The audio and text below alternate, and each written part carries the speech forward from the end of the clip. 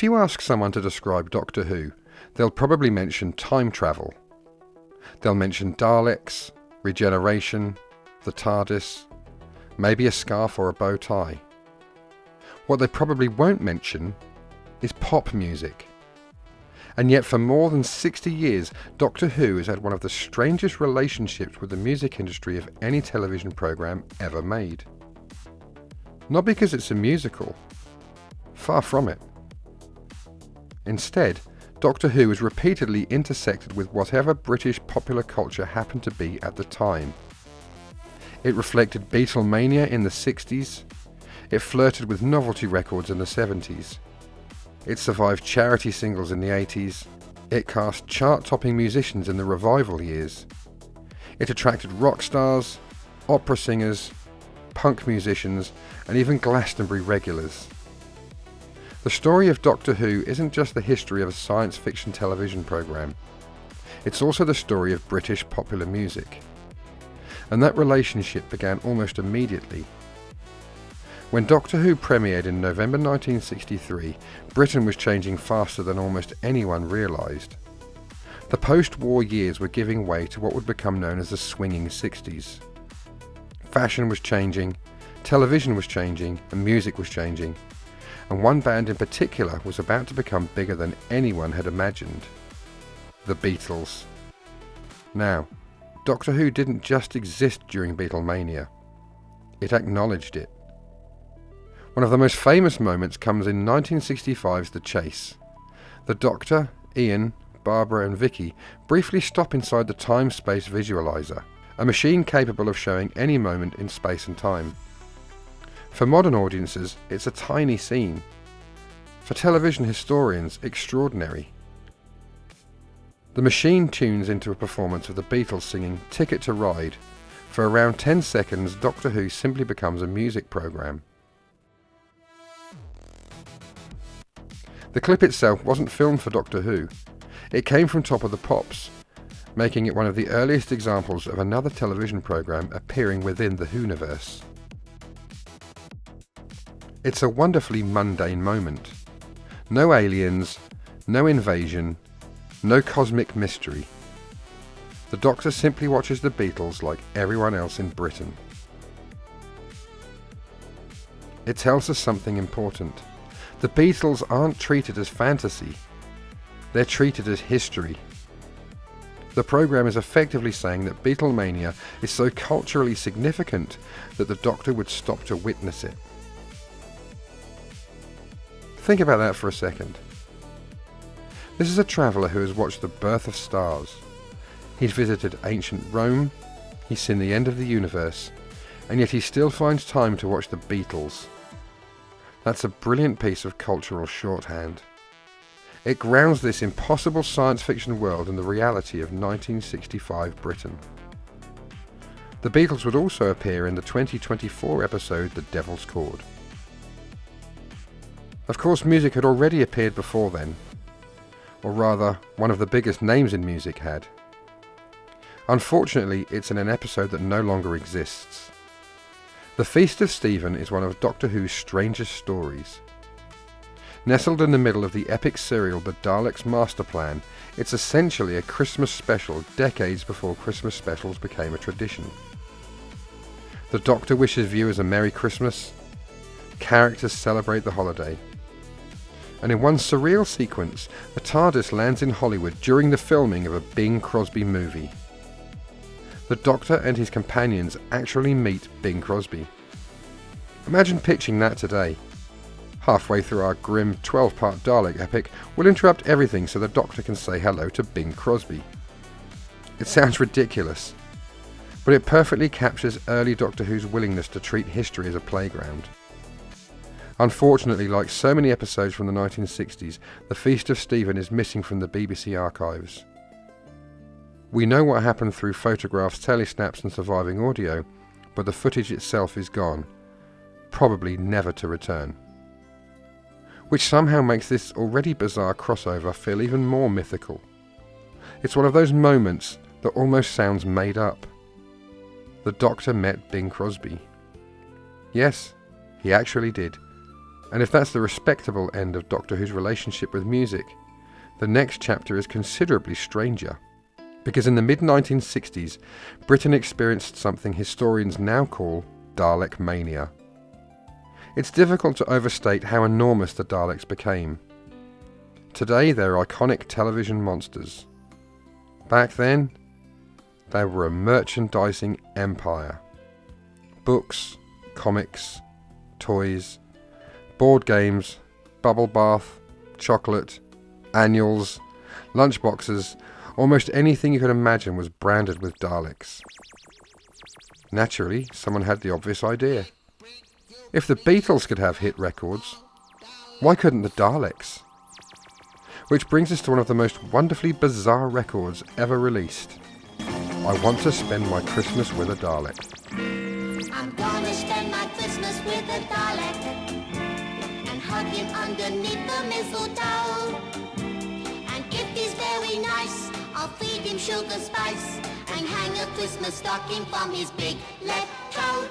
And when Released in 1964 by the Go-Go's, not the American band who would later become famous, but a British studio group, the song sounds exactly what you'd expect if someone attempted to combine Christmas, Beatlemania and Pepper Potts shouting "Exterminate." It's catchy, it's ridiculous, and somehow it's also incredibly charming. The lyrics revolve around a child who would rather spend Christmas with a Dalek than anyone else. That's the sort of sentence that only makes sense in 1964 Britain. The record wasn't a huge commercial success, but that's almost beside the point. Its existence tells us everything we need to know about how big Doctor Who had become. Within a year of debuting, it wasn't just inspiring television, it was inspiring pop records. And that's a pattern that would continue for decades. Because unlike many science fiction series, Doctor Who never existed separately from popular culture. It became part of it. The Daleks weren't niche television villains. They were celebrities. The Doctor wasn't just a television character. He was becoming a cultural icon. The programme had crossed an invisible line. It was no longer simply entertainment. It was now something musicians, comedians, record producers and performers wanted to play with. Sometimes affectionately, sometimes commercially, usually a little bit of both. And that relationship only deepened when a new Doctor arrived. Because while William Hartnell accidentally found himself brushing shoulders with the biggest musicians in the world, one of his successors in the 1970s decided to become one himself. And while Dalekmania eventually faded, the relationship between Doctor Who and the music industry certainly didn't. Because in the late 1960s, one of the programme's own stars decided to step behind the microphone.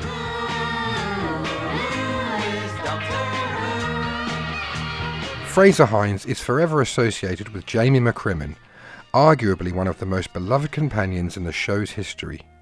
Loyal, brave, endlessly enthusiastic, Jamie remained by the Doctor's side for an astonishing number of adventures and became inseparable from Patrick Troughton's era. But like many television stars of the decade, Hines also found himself entering the world of pop music. In 1969 he released Who's Doctor Who? Yes, before Jon Pertwee had his own Who's Doctor Who, Frazer Hines got there first. And much like I Want to Spend My Christmas with a Dalek, it's a wonderfully specific product of its time. The late 60s and early 70s were full of novelty records, celebrity singles and television stars trying their hand at pop careers. If you were recognisable enough, someone somewhere was willing to put you in a recording studio. What makes Hines' record particularly fascinating is that it arrives at a moment when Doctor Who itself was changing. Patrick Troughton had recently left the role, the programme was preparing for a new Doctor, and yet the series was already culturally significant enough that one of its companions could release a record built entirely around the show's popularity. That's an important milestone, because it tells us that Doctor Who wasn't just producing famous monsters anymore, it was producing famous people. The actors themselves had become celebrities. Fans weren't simply invested in the Doctor, they were invested in the personalities surrounding the programme. Companions could be stars. Actors could become recording artists. And increasingly, Doctor Who was becoming a brand that extended far beyond Saturday tea time television.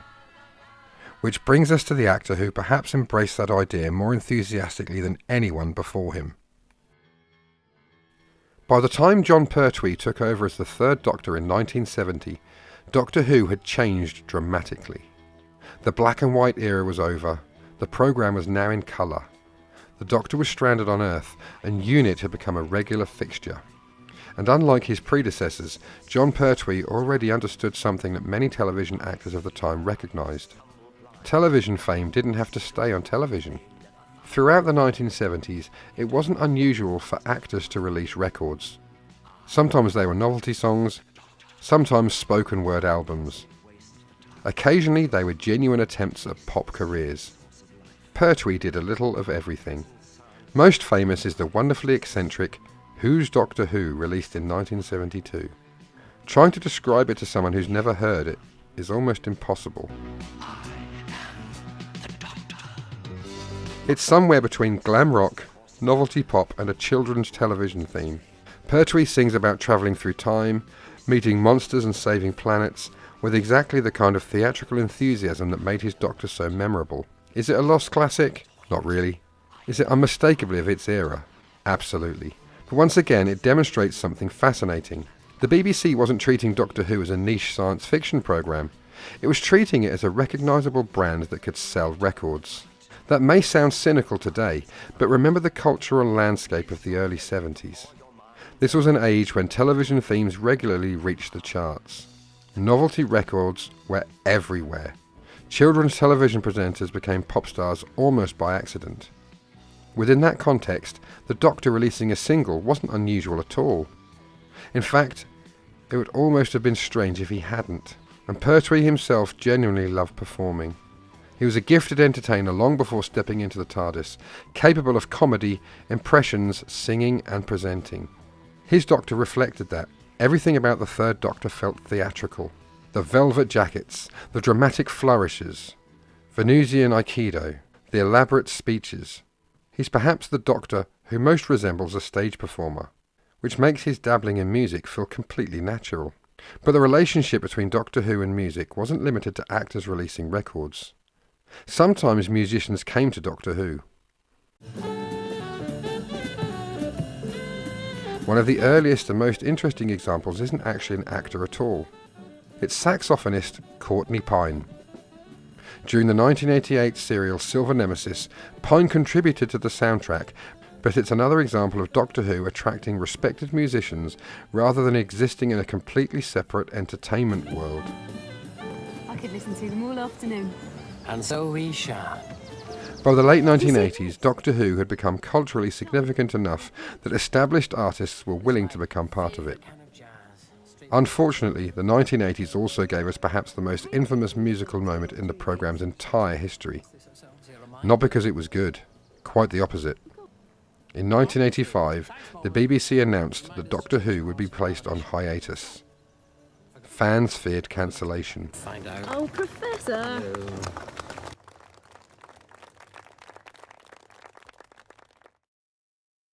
Writers, actors and producers rallied together, and someone had an idea. What if they recorded a charity single? The result was Doctor in Distress.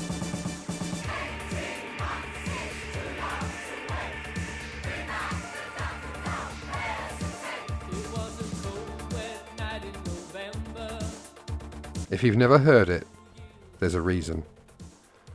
The song assembled an astonishing collection of people connected with the programme. Actors, writers, producers, fans, future stars, former Doctors. The intentions couldn't have been more sincere. The execution? Well, let's just say sincerity doesn't automatically produce a hit record.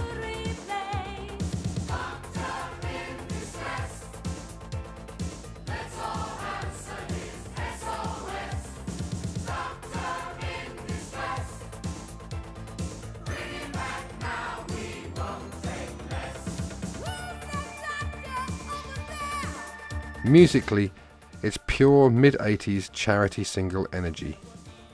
Big chorus, simple lyrics, earnest message. Unfortunately, unlike Do They Know It's Christmas or We Are the World, this one never really found its audience. Instead, it became something else. A symbol.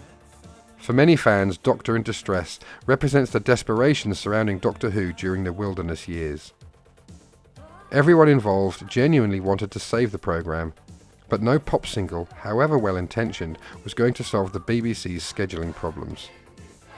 Today it's remembered with affection, embarrassment, and no small amount of irony.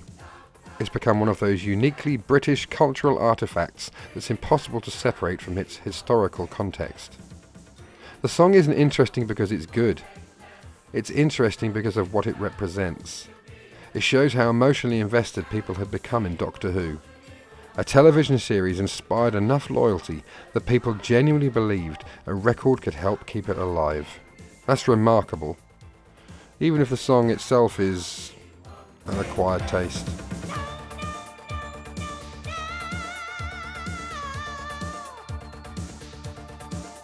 And then something unexpected happened. The television series disappeared. From 1989 onwards, Doctor Who effectively vanished from television screens, aside from the 1996 television movie. You might expect its connection with popular music to fade away. Instead, it quietly continued. Novelty songs were still discussed. Old records became collector's items. Convention culture grew.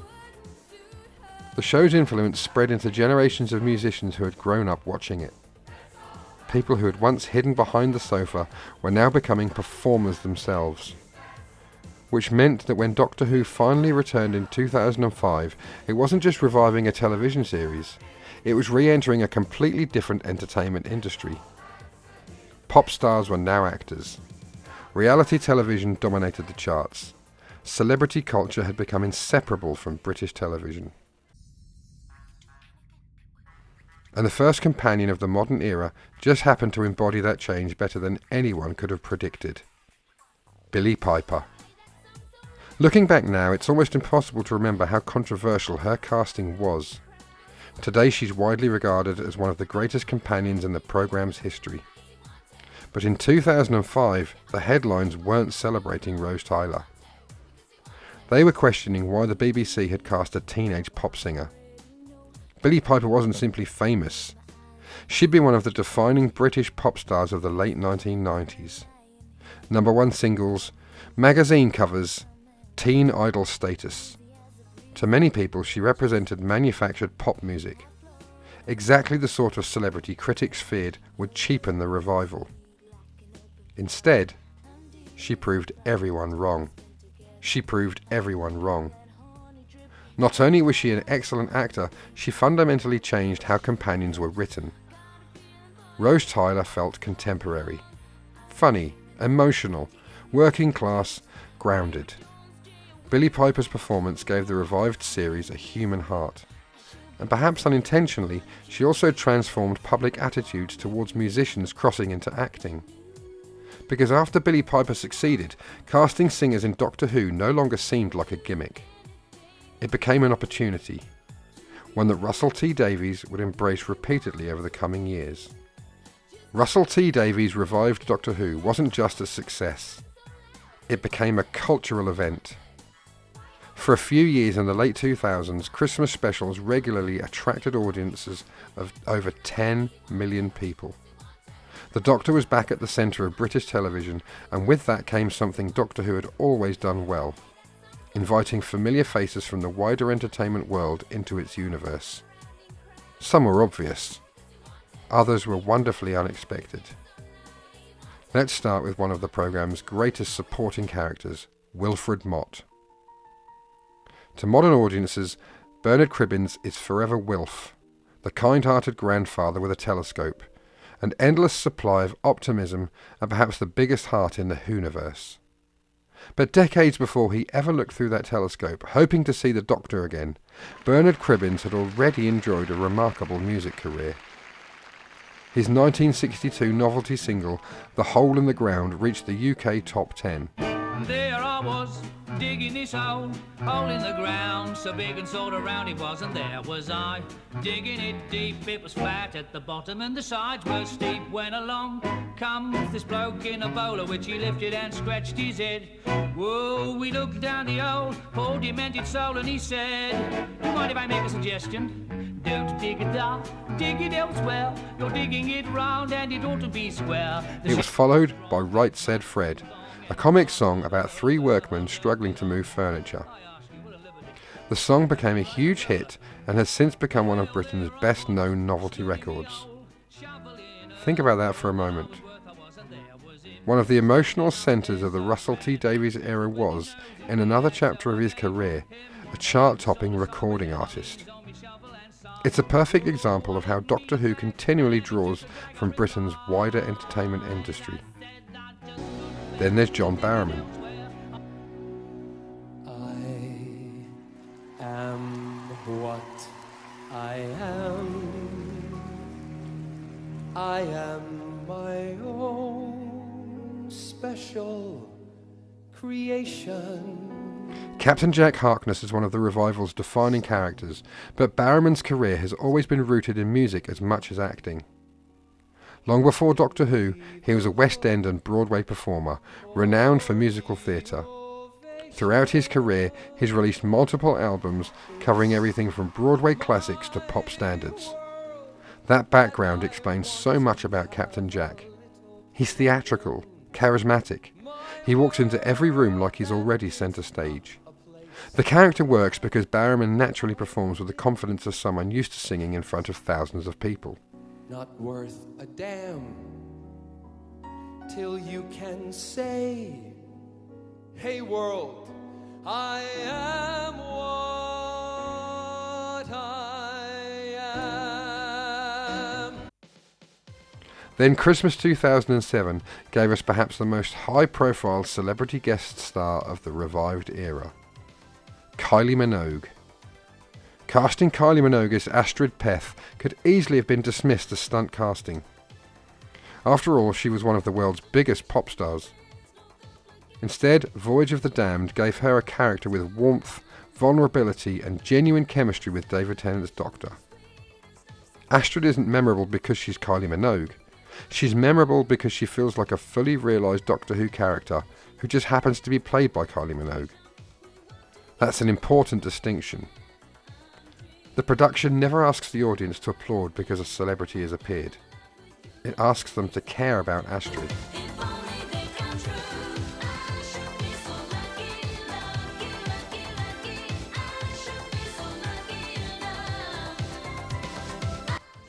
The same philosophy appears again with Katherine Jenkins.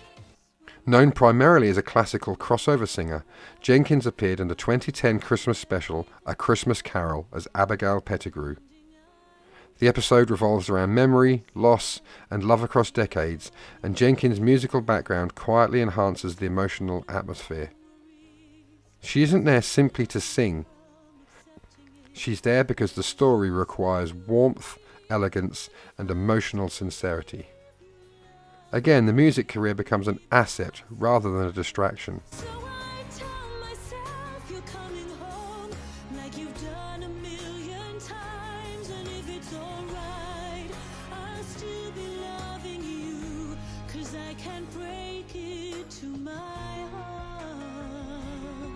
Of course, not every musician appears on screen for long.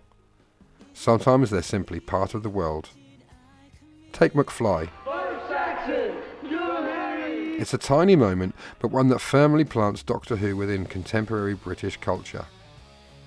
That attention to everyday culture has always been one of Russell T Davies' strengths. The extraordinary only works when it collides with the ordinary. Stephen Moffat approached music differently. His era often felt more like mythology than social realism, but even then, musicians kept appearing. In Mummy on the Orient Express, the singer Foxes performs live aboard the space train, delivering a haunting version of Queen's Don't Stop Me Now. I'm a racing car passing by, like Lady Godiva. I'm gonna go, go, go, there's no stopping me. It's one of the programme's most surreal images. A futuristic train, passengers dropping dead, the 12th Doctor desperately solving an impossible mystery, and a chart-topping singer calmly performing Queen standards. It shouldn't work. It absolutely does. Because Doctor Who has always embraced tonal contrast. The beautiful beside the terrifying. The ridiculous beside the profound. Speaking of musicians making unexpected appearances, let's talk about Corey Taylor. Yes, that Corey Taylor. Lead singer of Slipknot. One of heavy metal's most recognisable voices. In 2015's Before the Flood, Taylor provided the roaring vocal performance of the Fisher King. It's not the sort of cameo most viewers would notice immediately. There's no close-up, no wink to the audience, just an unmistakably powerful vocal performance helping bring one of the 12th Doctor's most intimidating monsters to life. It's exactly the kind of collaboration Doctor Who excels at. Not celebrity for celebrity's sake, finding the right artist for the right role.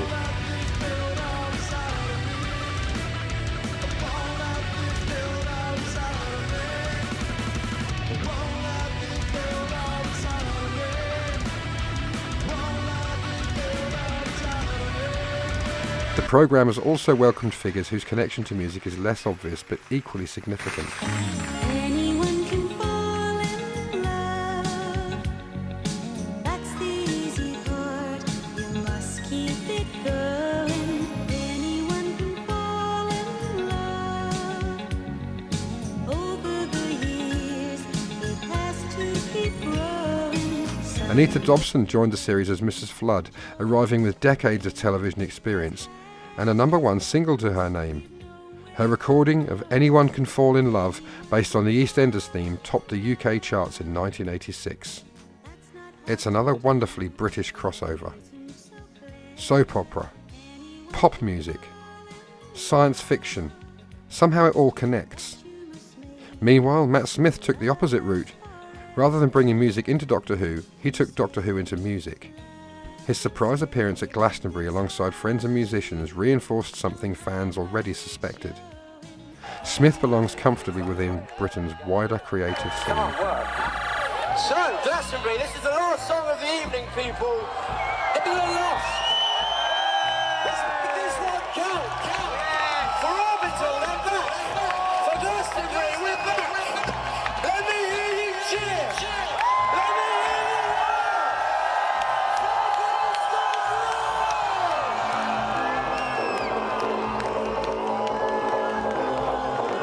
And then we arrive at Peter Capaldi. Perhaps no Doctor has had a deeper, personal connection to music.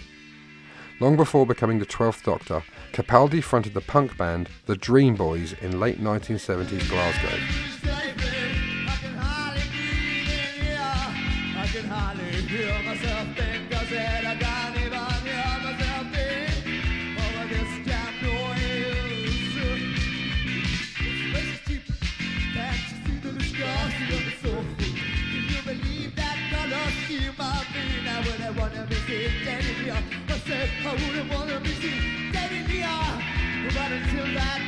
Their drummer, Craig Ferguson, who would later become one of America's best-known late-night television hosts. It's one of those facts that sounds fictional until you realise it's completely true. So you're quite a hooey, I see. I am a obviously. bit of a hoovy, and yeah, do you watch the Doctor Who? Well, I do. I catch bits of it, but you know what? As a kid, I was so petrified. Well, that's The of minute course, yeah. a Dalek was on, I was like behind the sofa. You know the new Doctor's an old friend of mine.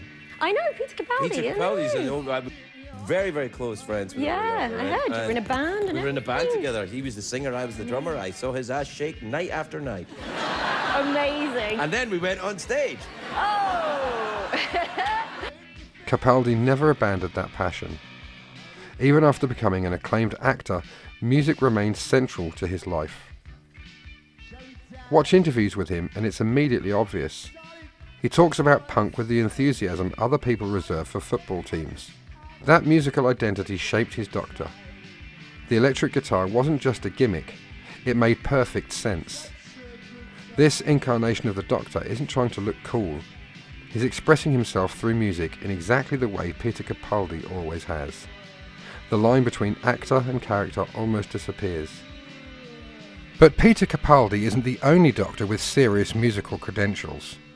Because long before he stepped into the TARDIS, Peter Davison was quietly building an impressive career in songwriting.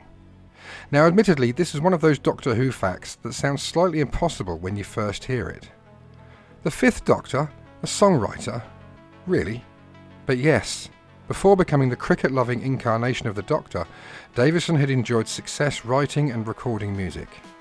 Among his credits is the theme tune to the beloved children's programme Button Moon, a piece of music that instantly transported an entire generation of British viewers back to childhood.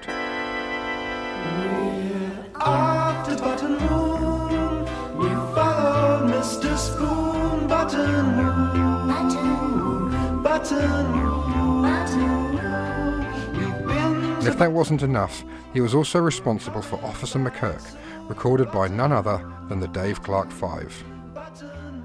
Just pause for a second and appreciate how wonderfully strange that sentence is. Okay, this is a story about a policeman called McCurk, and it was in fact the first song that I ever had recorded, and it was recorded by the Dave Clark 5.